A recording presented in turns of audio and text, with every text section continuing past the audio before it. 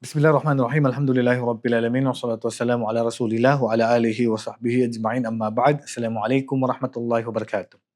Ngayon nadala ko na tayo sa ika-21 na hadith. Hadith na isa si Abi Amr, qila Abi Amra, Sufyan bin Abdullah radhiyallahu anhu, qala qultu ya Rasulullah, qul li fil Islam qawlan la as'aluhu o la as'alu anhu ahadan ghayrak.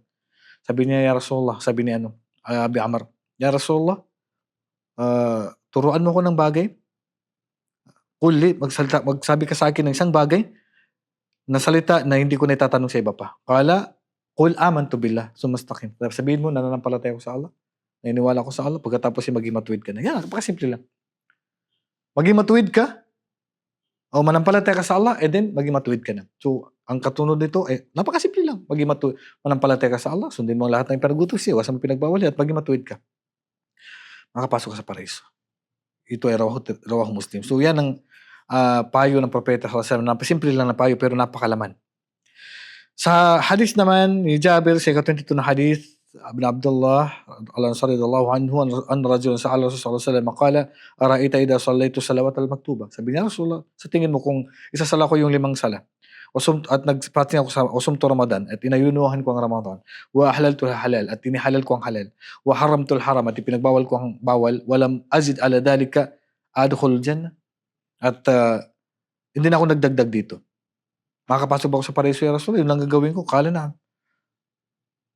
So, simple lang. Itinayo ko ang sala. Nag-ayun ako sa buwan ng Ramadan. Ang ginawa ko lang halal. Ipinagbawal ko sarili ko ang haram. Ipinagbawal ng Allah at kaning sugo. At hindi na nagdagdag sa mga maliban doon, makakapasok sa paraiso. Napakasimple lang.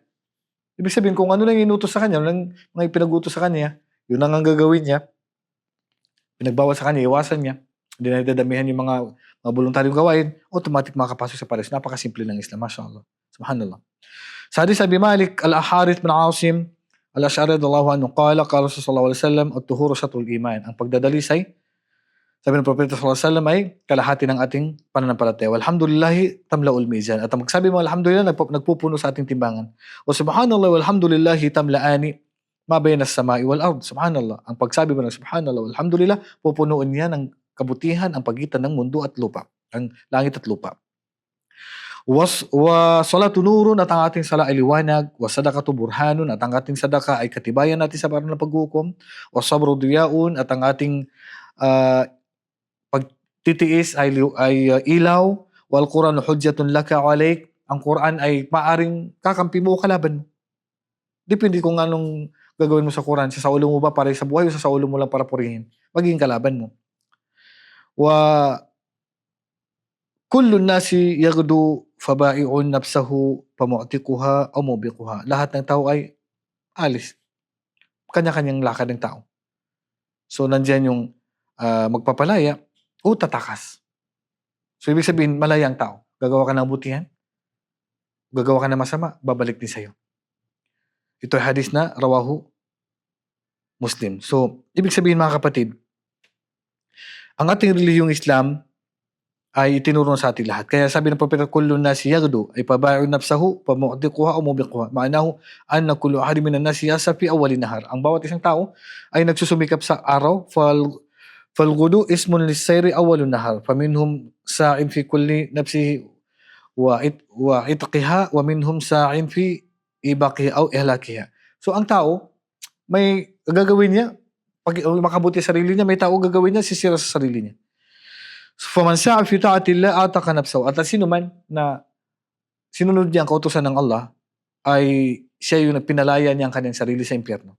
At ang sino man ang gumawa ng haram, ay tunay na sinira niya ang kanyang sarili kasi dinala niya ang kanyang sarili sa impyerno. At ang gumawa ng kabutihan, nagsumikap, ay tinulungan niya ang sarili niya na makapasok sa paraiso. Sa hadith naman ay ka-24, hadith si Abi Dharr al-Ghifari radhiyallahu anhu, an-Nabi sallallahu alaihi wasallam bima ruwiya an rabbih. Ito ay hadith al-Qudsi, sabi ng Allah subhanahu wa ta'ala, sabi ng Propeta sallallahu alaihi wasallam, sinabi ng Allah, ya ibadi, inni haramtu dhulma ala nafsi. Walipin ko, ipinagbawal ko ang pandaraya sa aking sarili. Wa inni haramtu dhulma ala nafsi wa ja'altuhu bainakum muharraman fala tadharu. At ginawa ko itong bawal sa pagitan ninyo, kaya huwag kayong magdayaan. Gumawa ng hindi makatarungan sa pagitan ninyo. Bawal, sabi ng Allah. Ya ibadi kullukum dalluna illa mahadit. Lahat kayo ligaw, maliban sa ginabayan ko. Bastahduni ahdikum. Humingi kayo ng gabay sa akin at gagabayan ko kayo. Ya ibadi kullukum ja'in lama at'amtuhu. Lahat kayo gutom maliban sa pinakain ko. Basta kung humingi ka sa akin ng pagkain kabubuhay no, ibibigay ko sa inyo, sabi ng Allah. Ya ibadi kullukum 'ar illa ma kasawtu. Lahat kayo hubad-hubad maliban sa binigyan ko ng kasuotan. Fastaksuni aksukum.